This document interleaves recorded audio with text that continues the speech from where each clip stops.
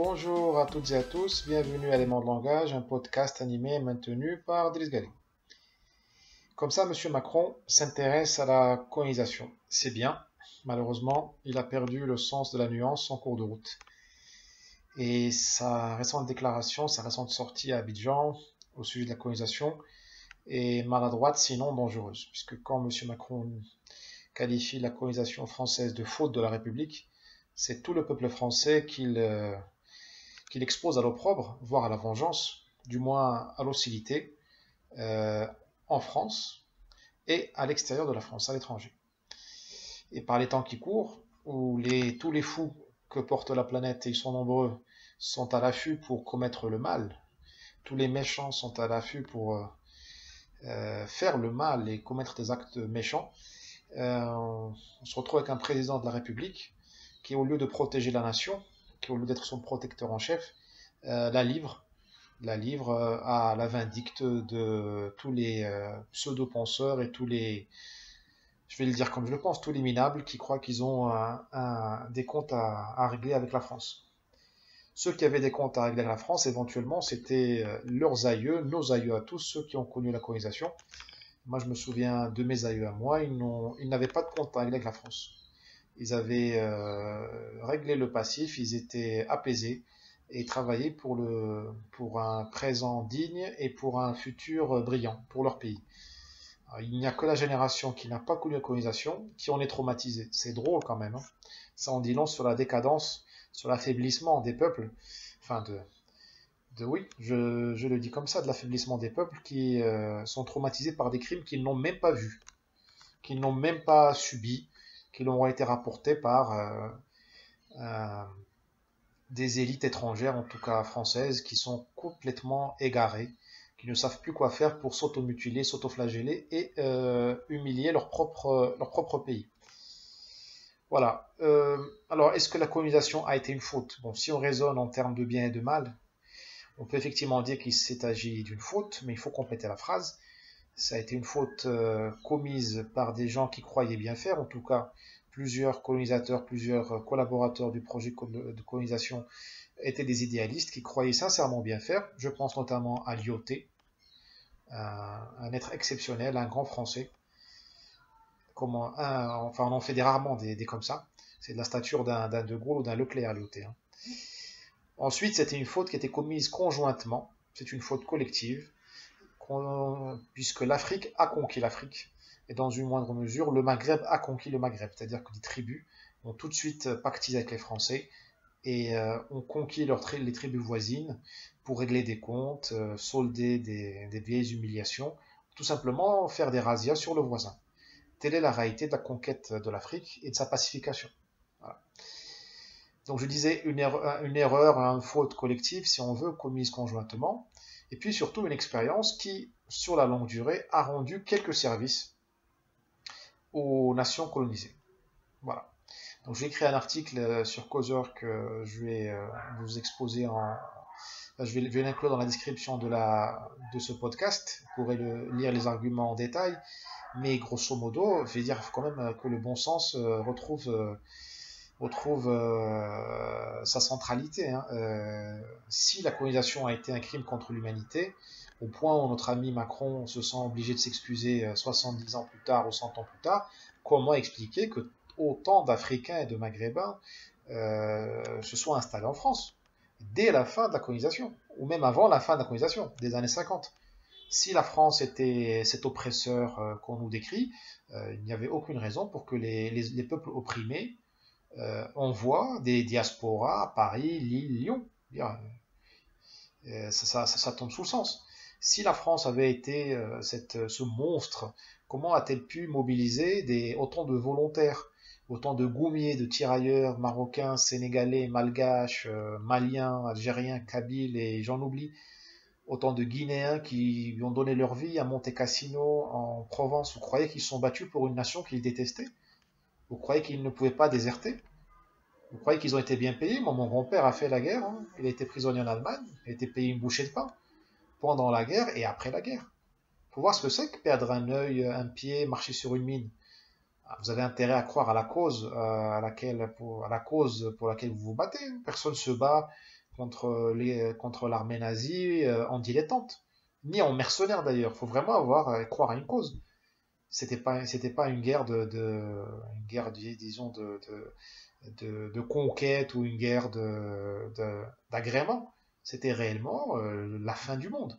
Et nos grands-parents, enfin moi le mien, il a participé à cette fin du monde pour la France. Voilà, donc on nous dit la France-Afrique, mais attendez, la France-Afrique, elle existe parce que les Africains s'accrochent à la France. Des élites africaines s'accrochent à la France. Et c'est tout à fait normal, il ne faut pas leur en vouloir. La colonisation a été une rencontre violente entre deux civilisations, la civilisation française et les civilisations africaines, donc j'aurais dû dire la rencontre entre des civilisations africaines et la civilisation française. Elle a généré notamment la France-Afrique, qui est une collaboration permanente entre des jeunes Africains, des jeunes Français, des start-up, des PME, des entreprises multinationales, les équipes de foot, enfin quand même, pour les joueurs de foot africains, ivoiriens ou guinéens qui s'installent en France, pourquoi ils le font? Parce qu'en France, ils ont la possibilité de gagner une Coupe du Monde. Enfin, vous avez quand même vu l'équipe de France de 98 et celle qui a gagné la Coupe du Monde récemment. C'est quand même des Africains, en grande partie. Et c'est pas un défaut, je ne critique rien. Je dis tout simplement que ces Africains-là, s'ils étaient restés en Afrique, dans la sélection ivoirienne, malienne ou sénégalaise, ils n'auraient aucune chance de gagner la Coupe du Monde. Donc il faut se réjouir de cette France-Afrique-là. Il faut arrêter de nous ressortir la France-Afrique comme si c'était le péché originel. Alors maintenant qu'il y a un groupe français, quelques groupes français qui fassent des business pas très clairs en Afrique, bah, il faut les dénoncer. Faites des boycotts, faites ce que vous voulez. Mais il ne faut pas jeter le bébé avec l'eau du bain. La France-Afrique existe parce que les Africains s'accrochent à la France, s'accrochent à la langue française. Bah, pourquoi pas? C'est un Commonwealth. Alors pourquoi les Britanniques, eux, peuvent avoir un Commonwealth et personne ne leur en veut? Là-dedans, on met la Jamaïque, on met l'Afrique du Sud, on met, je sais pas, des parties de l'Inde et tout ça. Et pourquoi la France, elle ne peut pas avoir son Commonwealth à elle, autour d'une communauté de sentiments, de sensibilité? Enfin, personne n'oblige les Africains, je l'ai dit, à émigrer en France et ensuite à collaborer avec la France. Ils pourraient collaborer avec Miami, avec New York, avec Los Angeles, avec Dubaï, avec la Russie, avec la Chine. Pourquoi les Africains n'apprennent pas le chinois? Alors que la Chine, soi-disant, elle a soi-disant, même pas. Et évidemment, la puissance de demain. Bah, parce que les Africains, ils ont un lien affectif avec la France. Il faut s'en réjouir. Donc, l'argument de la France-Afrique n'est pas acceptable. Voilà, donc je me permets de parler de manière un peu directe parce que je pense que les propos du président, je l'ai dit, ne sont pas adroits, ils sont à la limite de l'irresponsable. Qu'est-ce qu'il essaie de faire? À quoi il s'attend? S'il s'attend à du respect de la part des Africains, il se trompe. S'il s'attend à leur pardon, il se trompe. D'abord, les Africains d'aujourd'hui n'ont aucune faculté de pardon, ils n'ont pas à pardonner les crimes commis ou subis par leurs aïeux, ça ne leur revient pas. Donc il n'y a pas de pardon à faire. On ne fait pas d'anachronisme, d'accord? D'une part, est-ce qu'ils vont le respecter? J'en doute, parce que les Africains, ils ne sont pas des enfants. Ce sont des adultes comme tout le monde, et ils savent leurs intérêts. Ils travaillent pour leurs intérêts. Donc ils discutent avec les Chinois, avec les Russes, les Américains, et tout ça. Donc la France n'a pas à se courber par terre, à ramper par terre, pour se faire respecter. D'accord? Les Africains respectent les gens qui sont respectables. Évidemment, je ne dis pas qu'il faut être complètement insensible et arriver avec l'arrogance et comme à, je sais pas, on ne veut pas des remakes de Bob Denard nous, en 2020, 2019-2020, à l'époque actuelle. On veut juste une relation d'égal à égal. On infantilise personne, on n'est pas paternaliste et on s'autoflagelle pas. Pour faire du business et sauver le monde, puisque là il faut sauver le monde au Sahel par exemple, parce que l'avenir du Sahel déterminera le mode de vie en Europe, hein, parce que si le Sahel s'islamise, il doit y avoir des sacrées conséquences sur l'Europe, notamment sur sa sécurité. Donc si on veut sauver le monde, sauver le Sahel, c'est pas en rampant par terre. Hein. Il faut parler d'égal à égal. Les enjeux sont tellement sérieux qu'on ne peut pas s'amuser à faire du théâtre, à une mauvaise tragédie avec un scénario écrit par un progressiste qui a décidé tout simplement que tout ce qui est français était coupable. Non, c'est fini là. On n'a pas le temps. Là. Les enjeux sont trop sérieux pour qu'on puisse rentrer dans ces délires-là, de ces esprits un peu détournés là, qui écrivent des romans nationaux, enfin des histoires communes qui sont pas réelles, quoi. La colonisation n'a pas été ce que Macron dit. Hein. Ça n'a pas été ça. C'était beaucoup plus complexe. Personne ne veut la réhabiliter, mais il faut la comprendre. Bon sang, 150 ans plus tard, il y a de quoi comprendre la colonisation. Calmement. D'autres l'ont fait avant nous. un certain Fernand Braudel dans les années 60. Donc pourquoi nous, pourquoi nous devons-nous être moins intelligents que Fernand Braudel? Si c'est moi j'ai compris que le progressisme c'était le progrès, la recherche du progrès, alors il faut qu'on soit plus intelligent que nos aïeux. Il faut que les sociologues de maintenant soient plus intelligents que les sociologues des années 60. Je ne comprends pas comment on arrive à dégrader la connaissance que nous avons de la colonisation 60 ans plus tard. C'est délirant. Si ça c'est une avancée, moi je préfère être conservateur, ça très sincèrement. Voilà, donc pourquoi M. Macron fait ça? Par rapport, aucun résultat côté des Africains, sinon le mépris ou l'incompréhension. Que les Africains, ils n'ont pas de temps à perdre, comme je viens de le dire, ils ont des problèmes à régler très sérieux. Ils n'ont pas besoin qu'on pleurniche avec eux ou sur leur épaule par rapport à la colonisation. Et enfin, si je pense que Macron fait ça à l'usage d'un public français interne, il pense peut-être aux diaspora. On est déjà en 2022, là, dans le scénario de la présidentielle.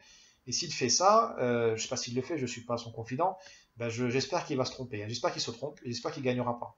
Parce qu'on ne peut pas monter les gens les uns contre les autres et donner des gages comme ça et séparer les communautés en pointant du doigt, soi-disant, la scrupulosité française. Les diasporas africaines et maghrébines en France, elles n'ont pas besoin de repentance ni d'excuses. Elles ont besoin que l'ascenseur social soit réparé au plus vite. Elles ont besoin que leurs enfants rentrent à Polytechnique, à l'ENA, à Saint-Cyr ou à HEC, sans les quotas, à la régulière, par la méritocratie. Ça veut dire le retour de l'école et le retour de l'excellence à l'école. C'est ça qu'ils veulent, les gens. Ils veulent que les zones interdites soient libérées, que l'État revienne partout en France. Et ils veulent être protégés de l'islamisme, qui est une colonisation. Si M. Macron n'aime pas la colonisation française en Afrique, eh ben, il ne devrait pas supporter la colonisation wahhabite en France, qui colonise les banlieues. D'accord? Donc il faut savoir être cohérent. On ne peut pas haïr sa propre colonisation et recevoir la colonisation de wahhabite. Je ne donne pas même pas les... Enfin bon, vous savez ce que je pense, d'où ça vient. D'accord? Donc, si vous avez apprécié ce podcast, n'hésitez pas à le faire circuler et envoyez-moi vos commentaires, bien entendu. Merci, au revoir.